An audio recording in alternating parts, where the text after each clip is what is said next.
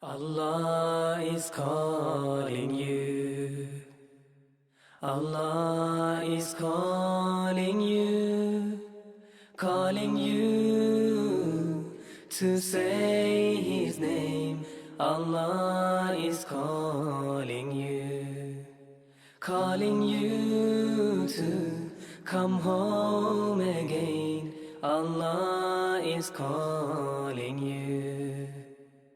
Remember when you were in pain. Remember when you called His name. But after He answered your prayer, you forgot that He is there. Allah is calling you.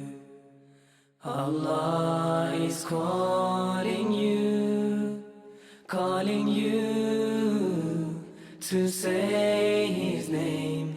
Allah is calling you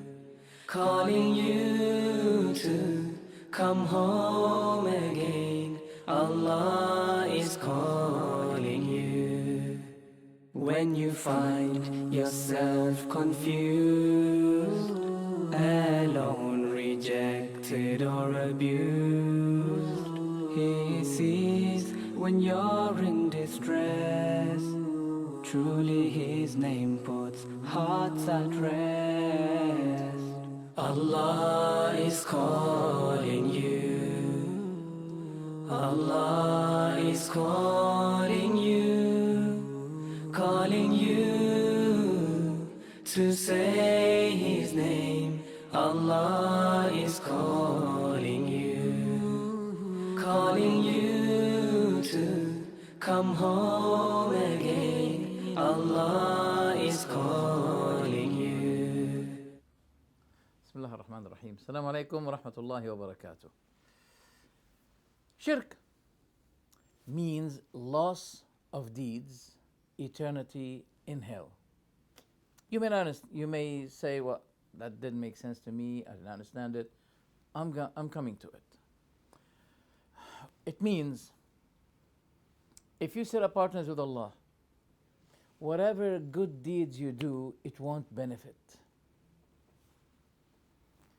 And no matter what you do, will not exile you from hellfire. I hope now you understood what the title means. Shirk means setting up partners with Allah, associating partners with Allah is the greatest sin ever. I had a dialogue with a priest. He said to me, look, before I believe that Jesus is my Lord and God, I used to be gambler, deceiver, cheater, thief, drug addict, everything, fornicator, everything. But when I took Jesus as my Lord, I have abandoned all of these things. You know what I said to him? I said, I have wished that if there's nothing but those two to do, I would have preferred for you to do all of these things and not taking a human being as a God and Lord. Allah had never been disobeyed, such kind of disobedience, ever worse than setting up partners with Him. Not even gambling, not even fornicating, not even killing. If a person spent his whole life devoting himself in a worship, spending all of his money, but setting up partners with the one he worships, it won't be accepted of him. So it's a type of sin that nothing else will be beneficial. As Allah subhanahu wa ta'ala said, وَقَدِمْنَا إِلَى مَا عَمِلُوا مِنْ عَمَلٍ فَجَعَلْنَاهُ هَبَاءً مَنْثُورًا. It's such a beautiful verse in the Quran. Let me give you the meaning of that. The translation, I mean. Yeah. And we have come across what they have done of deeds and made them just like as dust dispersed. Nothing. No reward. Why is this? Because of what Allah quoted Jesus saying. إِنَّهُ مَن يُشْرِكْ بِاللَّهِ فَقَدْ حَرَّمَ اللَّهُ عَلَيْهِ الْجَنَّةِ وَمَأْوَاهُ النَّارِ. Forever, or anyone that set up partners with Allah, Allah will make Jannah, paradise, forbidden on him. Forbidden. Imagine the word forbidden. Because in Islam there is only one sin that is not forgivable, and that is to set up partners with Allah in your worship. And I mean what I said, that nothing will be beneficial to him. No good deed would ever be beneficial to the person if he comes to Allah the Day of Judgment while he set up partners with Allah. Abu Talib, the uncle of the Prophet, used to be defending his nephew, the utmost defendants, but he died as mushrik. We Muslims believe that he won't be going out of hell. The matter of shirk is ever great, for it is the only sin that Allah doesn't forgive. Other than that, it's the highest, the greatest sin upon which any other sin may and may not be forgiven, but not shirk.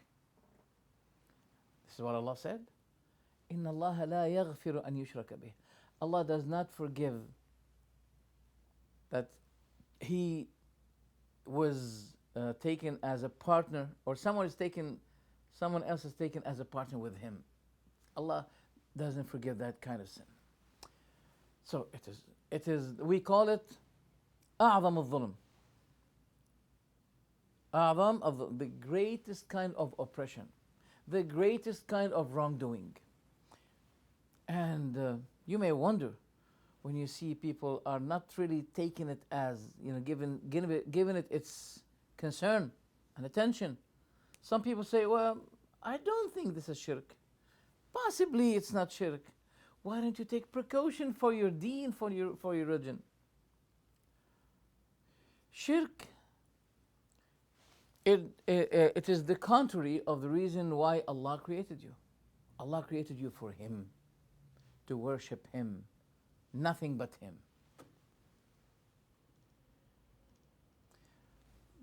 What I meant by those who call the dead people, the buried people, they call them, they seek their blessings, they may touch their graves, they raise up the structure of the graves, they made shrines. All of these are the original sin. Those who used to call the dead, seeking blessings from them, raising the structures, making them as shrines, all of those people are sinners. And they have really imitated the original shirk of the people of Noah. His name is Nuh, alayhi salam. That's why the Prophet ﷺ said, "Ad-du'a huwa al-ibadah." Supplication is worship.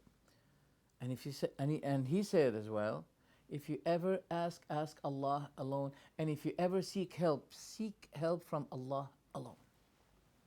Do not jeopardize yourself by saying, I don't think this is shirk.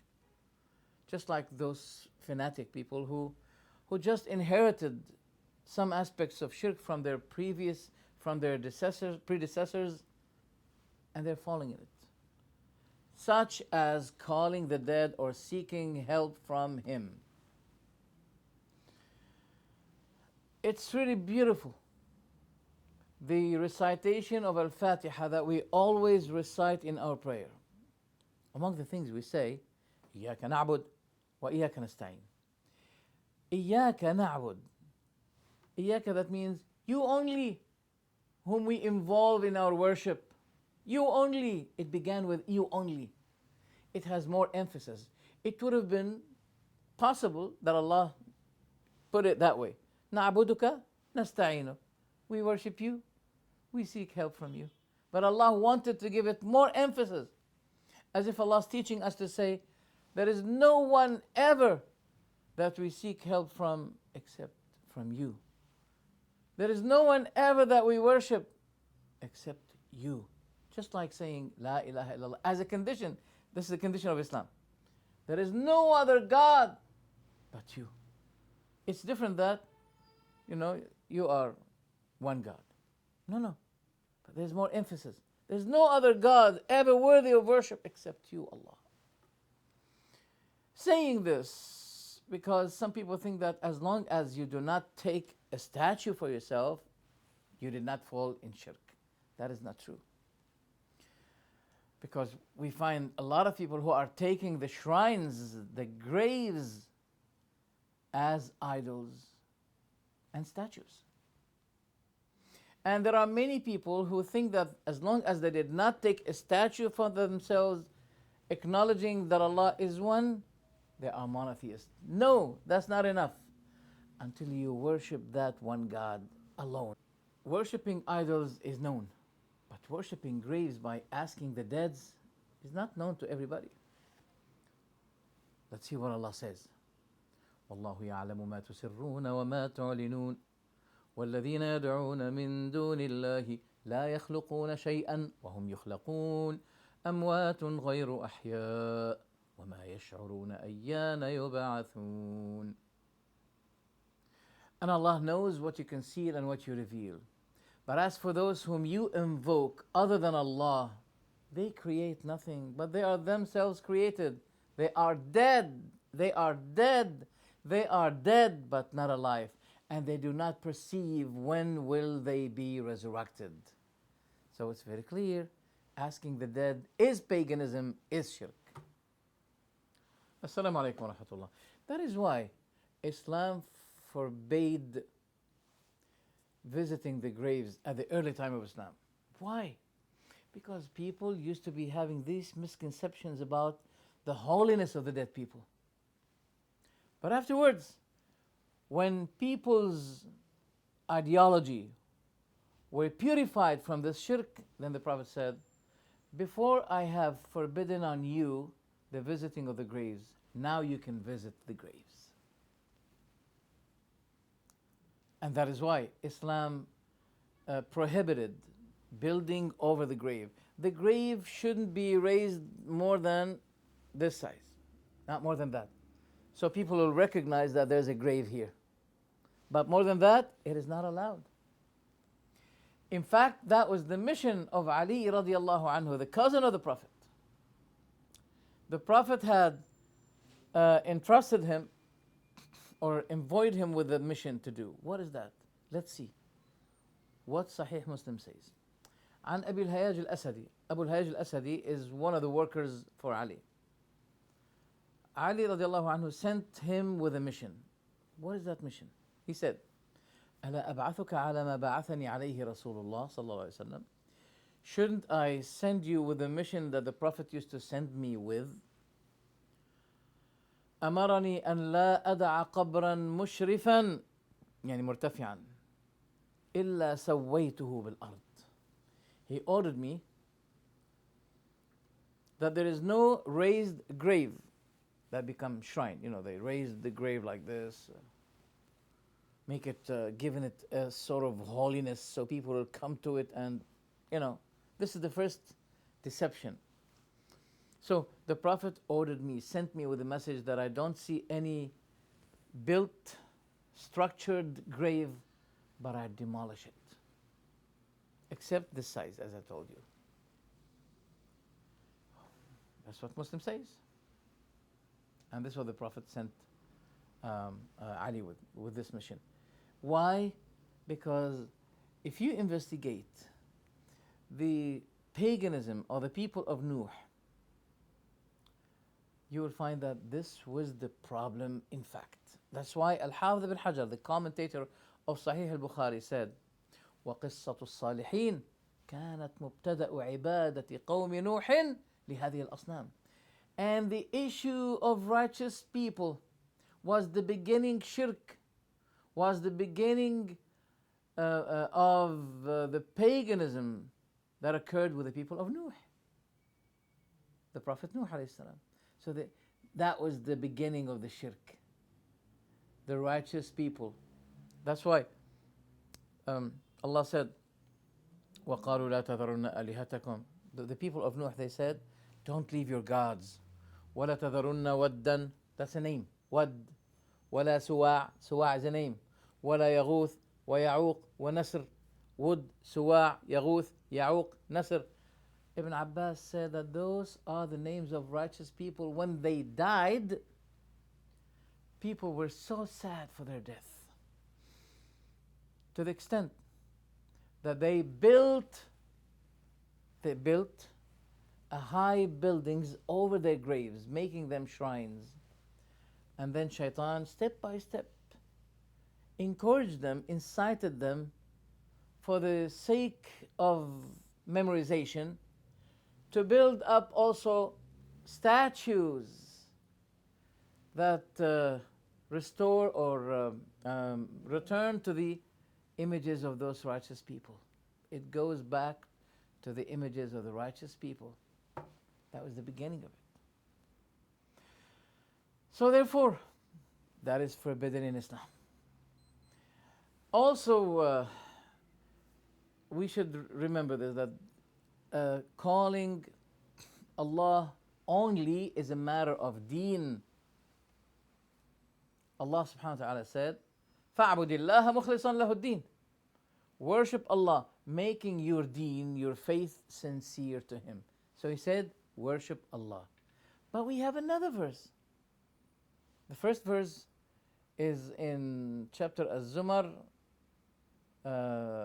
verse 3. The second one in the next surah after Az-Zumar, ayah 4. What does Allah say? He says, فَادْعُوا اللَّهَ مُخْلِصِينَ لَهُ الدِّينَ. The first one, worship Allah, making your faith sincere to Him. The second one, call upon Allah, making your faith sincere to Him. See, there is a relevance between u'bud, worship, and ud'u, supplicate, call, invoke. There's a relevance between the two. Necessary relevance, I should say. Why? Look, if you were to buy honey, it should be pure. You don't like it to be 90%. You wouldn't bargain when you want to buy pure honey. You wouldn't bargain. You want it 100%. And Allah wants your worship to Him be pure. And there's no bargaining with Allah. If there's no bargaining with you, there's no bargaining with the one who is free of needing any of what He created. The other reason is that the dead do not hear. As Allah subhanahu wa ta'ala said, ذَلِكُمُ اللَّهُ رَبُّكُمْ لَهُ الْمُلْكِ. That is your Lord Allah. He has the dominion. وَالَّذِينَ تَدْعُونَ مِن دُونِهِ لَا يَمْلِكُونَ مِن قِطْمِيرٍ. But as for those whom you supplicate, invoke apart from Him, they don't even owe the qitmir. You know what is the qitmir? The qitmir, there's a lay, there's a certain very transparent material over the seed of the date. Allah is saying, even this, they can't make it. So what do you call them? Listen to the verse. It's very important. إن تدعوهم لا يسمعوا دعاءكم ولو سمعوا ما استجابوا لكم ويوم القيامة يكفرون بشرككم ولا ينبئك مثل خبير. If you invoke them, they do not hear your supplication. And if they, as if Allah is saying, let's say they heard your supplication, ما استجابوا لك, they won't respond to you. So they don't hear. But if they were able to hear, they will not respond. وَيَوْمَ الْقِيَامَةِ يَكْفُرُونَ بِشِرْكِكُمْ. And at the day of judgment, they will deny your attachment to them with Allah. They will deny it. They will say, oh Allah, we free ourselves from those who worship. What shall we do? We were, it's beautiful, subhanAllah. They will be saying, oh Allah, we were not aware of what has been done with us. We were dead. فَكَفَى بِاللَّهِ شَهِيدًا بَيْنَنَا وَبَيْنَكُمْ إِن كُنَّا عَنْ عِبَادَتِكُمْ لَغَافِلِينَ. We swear, that's what they're going to say. Those who have been worshipped, the righteous people, they're going to say at the day of judgment, we swear by you, O Allah, that we were heedless about their worship to us. All people, whether be it Jews, Christians, Muslims, they all acknowledge the fact, testifying that Ibrahim was a man of pure faith. Subhanallah. That's what I realized. In my dialogue with Jews and Christians, they all say the same thing. So this is how Allah made him a model for all people, as Allah said, إِنِّي جَاعِلُكَ لِلنَّاسِ إِمَامًا. لِلنَّاسِ, not only for the Muslims, even the non-Muslims, they admitted that Ibrahim was a man of pure faith. What did he say to his people? He said to them, while arguing with them, هَلْ يَسْمَعُونَكُمْ إِذْ تَدْعُونَ. Do they hear you when you call them? أَوْ يَنْفَعُونَكُمْ أَوْ يَضُرُّونَ. Or do they benefit you or harm you? They didn't say yes, they didn't say no. They said, قالوا بل وجدنا أباءنا كذلك يفعلون. We only saw our fathers doing this. قال أفرأيتم ما تعبدون. He said, do you see whom you worship? Look, at the beginning he said, do they hear you when you call them? Then afterwards he said, do you see those whom you worship? So there's relevance between calling and worshipping. So the subject of shirk in Quran, among that, let me say, most of the shirk that Allah talked about and He condemned and He criticized is the shirk of supplicating, invoking someone other than Allah. Someone who is ghaib, ghafil, heedless, absent. That is why Allah subhanahu wa ta'ala said, فَإِذَا رَكِبُوا فِي الْفُلْكِ دَعَوُا اللَّهَ مُخْلِصِينَ لَهُ الدِّينَ فَلَمَّا نَجَّاهُمْ إِلَى الْبَرِّ إِذَا هُمْ يُشْرِكُونَ. Subhanallah. This is very important. It shows you when people are in a normal case, they fall in shirk. When they are in a desperate, dangerous situation, now at that very moment, they become sincere monotheists. Allah said, whenever they board a ship, they ask Allah, making their deen sincere to Him. But when Allah saves them to the land, that means there's no more danger. Sometimes the waves are so hot, just like mountains. So when they see the waves just like mountains, now they forget those whom used to set up as partners with Allah, raising their hands to Allah alone and asking Him to save them. But when Allah saves them and they get back now to the land, they get off the boarded ship, here they return to their shirk again.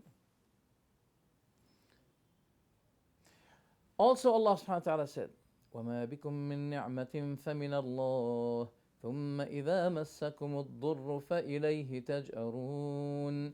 And whatever you have a favor, it is from Allah. Then, when adversity touches you, to Him you cry for help. You cry to Allah alone. ثم إذا كشف الضر عنكم إذا فريق منكم بربهم يشركون.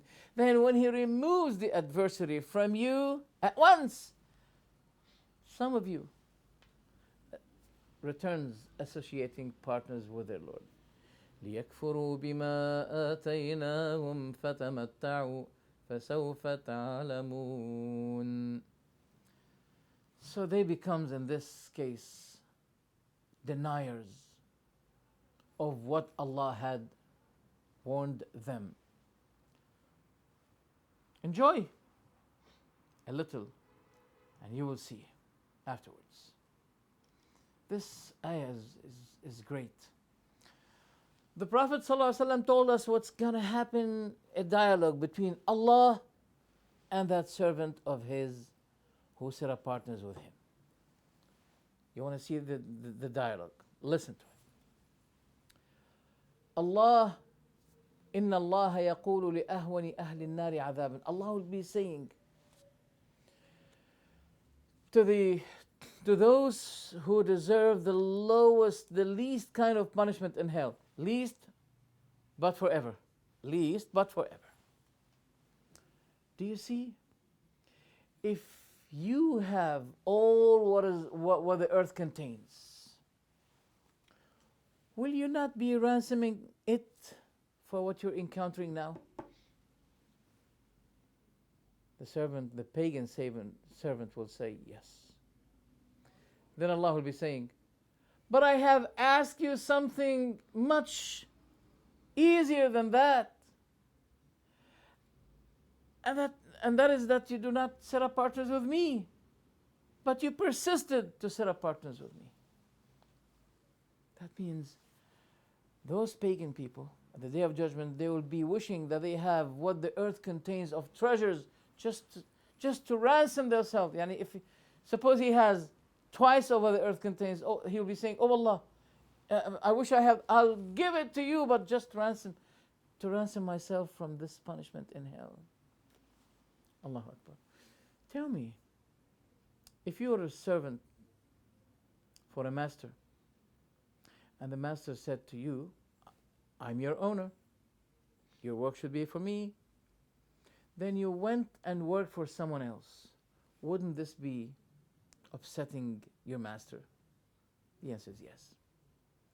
How would it be when you are the servant of Allah and He's your Lord and Master and sustainer and your cherisher and everything? All your affairs from the moment you were born until the Day of Judgment are in the hand of Allah. So why do you have to set up partners with Him? We should acknowledge here the fact that there are two types of shirk. One is the major shirk. And if a person falls in that type of shirk, that means eternity in hell, eternal abode in hell, and there is no way out of it. And Jannah, paradise, is haram on him. But as for the minor, it goes just like, for example, showing up. So watch out the steps of the devil, because sometimes there are people who are not happy with the devil, and they are so careful. They are avoiding his steps. So for them, he doesn't let them fall in the major shirk because he knows that they won't accept it. So he goes with them with the minor one to take them gradually from the minor to the major. So be careful. For such kind of sin, the Prophet taught us to say, Allahumma inni a'udhu bika an ushrika bika shay'an wa ana a'lamu. Oh Allah, I seek refuge with you from setting partners with you, something that I know not about. Wa astaghfiruka lima la a'lam. Let me repeat the translation. I seek refuge with you from the shirk that I do know. I think I made a mistake before I said I know not. No. I seek refuge with you from the shirk I know. But I ask your forgiveness from the shirk I may fall in which I don't know. See, this hadith is great. The Prophet didn't teach us to say from the beginning, oh Allah, I ask your forgiveness from the shirk I fall in while I know it. No, because there's no forgiveness for that kind of shirk. But I ask your forgiveness from the shirk that I may have fallen in, but I did not know it.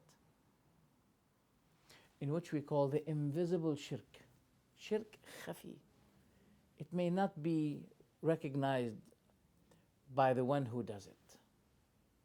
Therefore, the person should be very alerted, should be very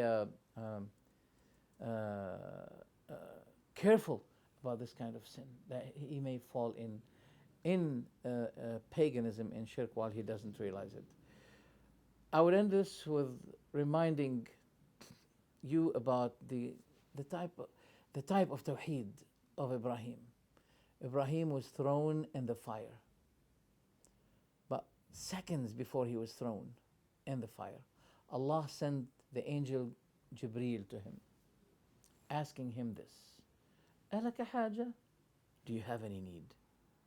He said, "As from you, nothing. But as from Allah, hasbi Allah wa ni'mal wakeel. Allah is sufficient for me and the best one to trust, to be trusted." You know, that may happen to one of us, just like I hope, even myself. I'm afraid. I may say, yeah, I have a need. Don't you see what I'm encountering? I'm about to be thrown in hell, in fire. Please do something. Please help me. It's not easy. Ibrahim was a symbol of Tawheed. That's why those who were known to be significantly symbols of Tawheed, they became the Khalil of Allah. Khalil means the closest friend ever. How did Ibrahim and Muhammad become the closest friends ever to Allah? By the significance of the Tawheed. So I remind myself and yourselves about the importance of this issue.